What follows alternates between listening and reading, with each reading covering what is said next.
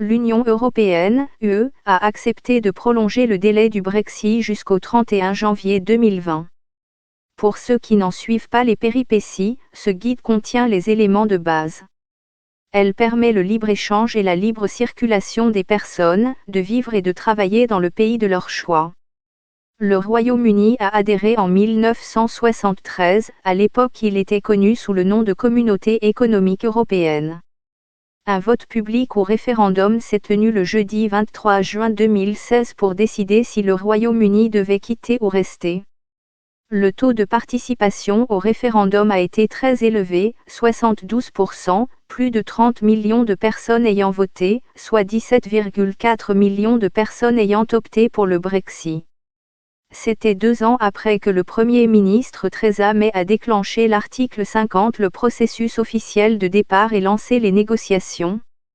Sous la direction de Madame May, l'échéance a été reportée à 2 reprises après que les députés ont rejeté l'accord du Brexit, le repoussant finalement au 31 octobre. Malgré la négociation d'un accord révisé, le Premier ministre Boris Johnson ne respectera pas la dernière échéance. La dernière prolongation est survenue après que les députés n'ont pas réussi à faire adopter la nouvelle entente du Brexit dans la loi. Le principal point de friction pour de nombreux députés conservateurs et pour le DUP, l'allié du gouvernement au Parlement, était le filet de sécurité.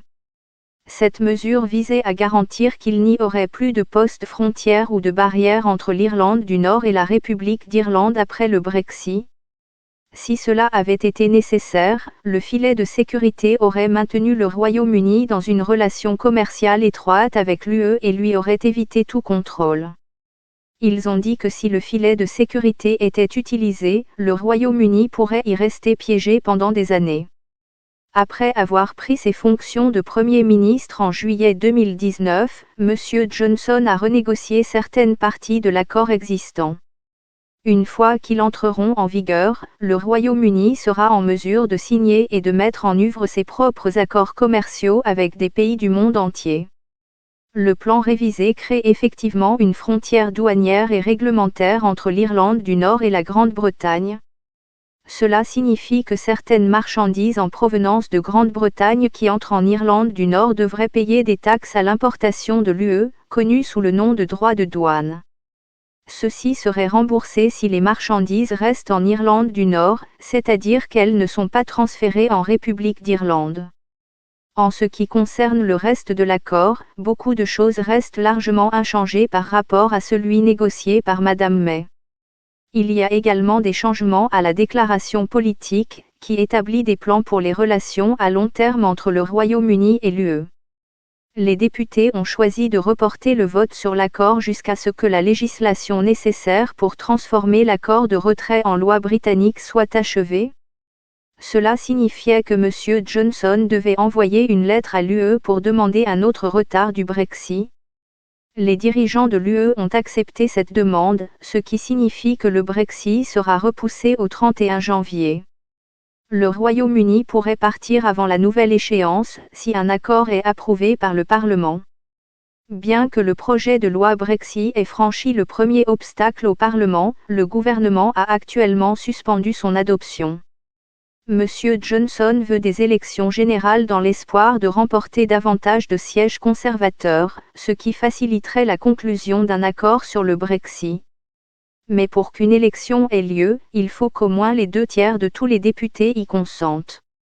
Toutefois, une 4e tentative pourrait bien réussir après que les travaillistes ont déclaré qu'ils appuieraient une élection en décembre à la suite de la dernière prolongation du Brexit. Un Brexit sans accord va-t-il causer des perturbations ? Si le Royaume-Uni part sans accord, l'UE commencera à effectuer des contrôles sur les marchandises britanniques. Certains craignent que cela n'entraîne des goulets d'étranglement du trafic, des perturbations des voies d'approvisionnement et des dommages à l'économie. Combiné à d'éventuelles chutes brutales de la livre sterling, le prix et la disponibilité de certains aliments pourraient en être affectés. M.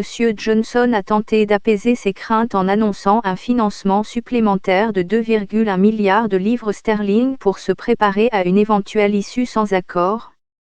De nombreux partisans du Brexit disent qu'il est difficile de prédire avec précision ce qui va se passer, ou croient que toute perturbation économique sera à court terme et mineure. Mais la plupart des économistes et des groupes d'affaires croient qu'aucun accord ne causerait de préjudice économique. Par exemple, l'Office for Budget Responsibility, Bureau pour la responsabilité du budget, qui fournit une analyse indépendante des finances publiques du Royaume-Uni, estime qu'un Brexit sans accord entraînerait une récession au Royaume-Uni.